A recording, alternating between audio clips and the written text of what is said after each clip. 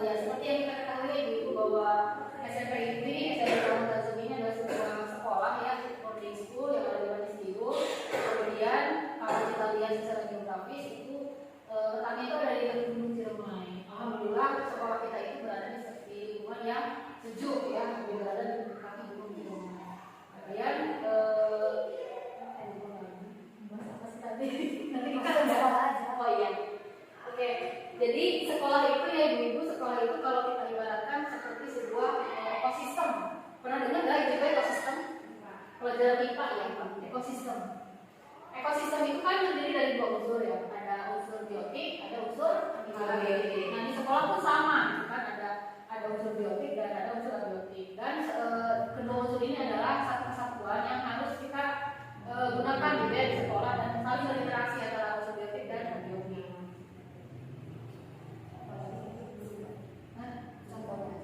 Oh iya, coba mungkin Ibu-ibu bisa menyebutkan dulu ya unsur-unsur biotik itu apa saja tuh?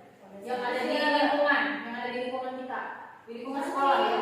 Ada sari, terus guru, resep, ibu kantin, ibu laundry, ternyata banyak kan ya, banyak sekali unsur biotik yang ada di sekitar kita. Kemudian biotiknya coba air, tanah, gedung, lapangan, terus kolam, tubuh biota, ya. Terus apa lagi? Coba bayangkan ya dari awal masuk sampai ke dalam itu kan banyak sekali ya unsur biotik yang ada di sekitar kita. Nah, antara unsur biotik dan abiotik itulah yang bisa kita sebut dengan aset yang kita bisa manfaatkan untuk membuat program-program sekolah.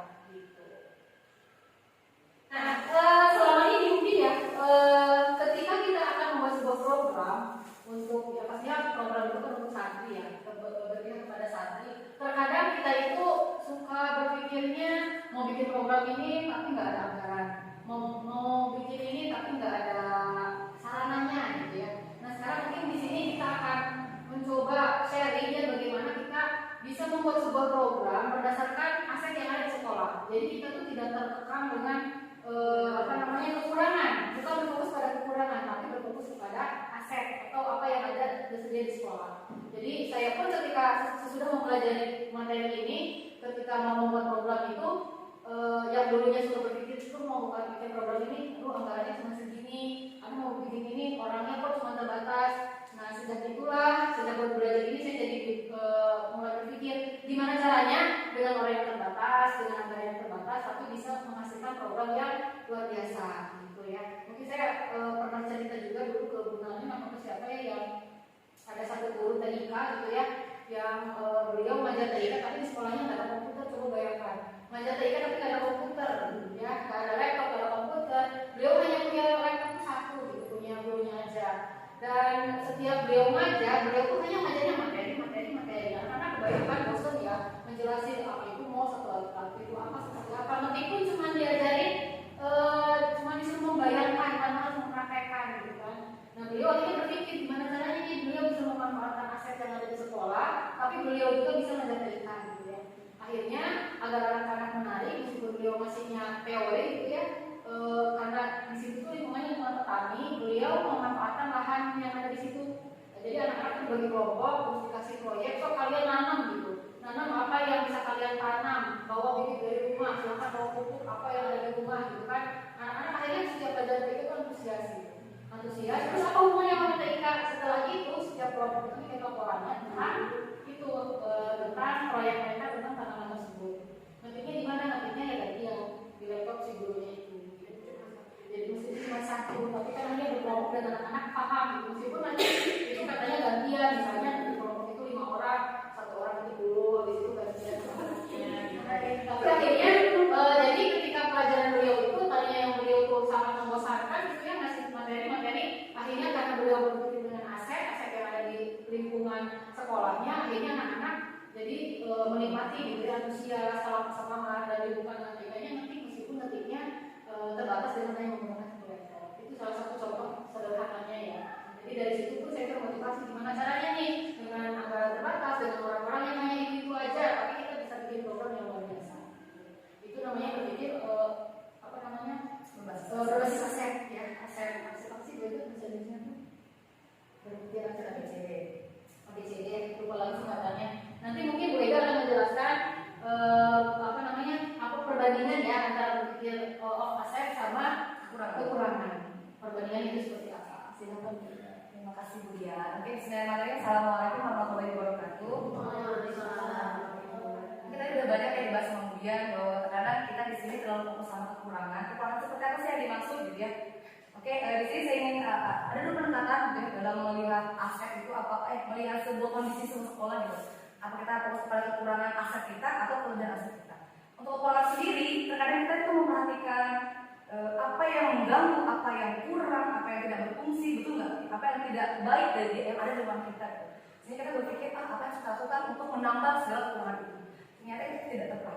Yang tepat itu adalah kalau kita misalkan memiliki pikiran positif, apa yang ada, mari kita gali, mari kita kembangkan seperti itu. Perbandingan yang pertama nih, misalkan yang berbasis kekurangan, karena mereka terlalu fokus pada masalah, betul mungkin.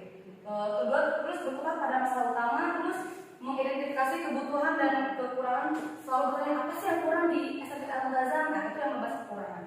Juga mencari bantuan dari sponsor atau institusi lain. Jadi terlalu sibuk, siapa yang kita gaya, kita gandeng. Terus merancang program atau proyek untuk menyelesaikan masalah, mengatur kelompok yang dapat melaksanakan proyek. Itu yang berbasis kekurangan. Ternyata ada nih pendekatan lebih baik, yaitu pendekatan berbasis aset. Yang pertama itu fokus pada aset dan kekuatan yang kita miliki. Nanti kita bahas apa sih Bu aset yang kita miliki SMPT. Kita gali satu-satu nanti. Terus membayangkan masa depan akan seperti apa dengan aset yang ada. Terus juga berpikir tentang kesuksesan yang telah diraih dan kekuatan untuk mencapai kesuksesan tersebut. Terus juga mengorganisasi kompetensi dan sumber daya alam, aset dan kekuatan yang ada. Merancang sebuah rencana berdasarkan visi dan kekuatan apa adalah pelaksanaan aksinya. Terus aset itu ada apa aja? Yang pertama tadi ada biotik. Tapi biar lebih simpel, di sini ada 7 aset Bu ya. Ada modal manusia, modal sosial, modal politik, modal agama dan budaya, modal fisik, alam dan rahasia. Nah, tugas hari ini saya ingin tahu gitu bagaimana ibu kita mengkategorikan, mengklasifikasikan mana aja sih yang masuk kategori modal manusia. Udah jelas ya kalau modal manusia itu ya SDM yang ada di sini. Sekarang saya pengen tahu lagi nanya balik, kira siapa aja sih di sini modal manusia itu? Dari pertama, oke siswanya dulu. Langsung tulis aja Bu ya. Oke, sambil jalan yang apa ya? Oke, santri, terus guru, wali asrama, kepala sekolah, betul. Wali santri. Oke, wali santri termasuk. Tadi ada TU, ada LH mungkin ya, ibu dapur dan lain sebagainya. Itu baru sekian sedikit dari sekolah boarding school ya. Itu aset yang kita miliki, yang bisa kita optimalkan. Terus sekarang ke modal sosial. Modal sosial ini lebih kepada unsur-unsur yang dipercaya atau jaringan. Oke, contohnya misalkan Al-Muntazah ini networking kemana aja sih? Kerjasama. Wah, luar biasa ya ini. Oke, Cibulan satu. Apa lagi? Banyak ya. BNN, BSI, betul. Ini kemarin kelas 7 juga program media. Banyak kan? RRI, iCenter, banyak banget Al-Muntazah. TNGC,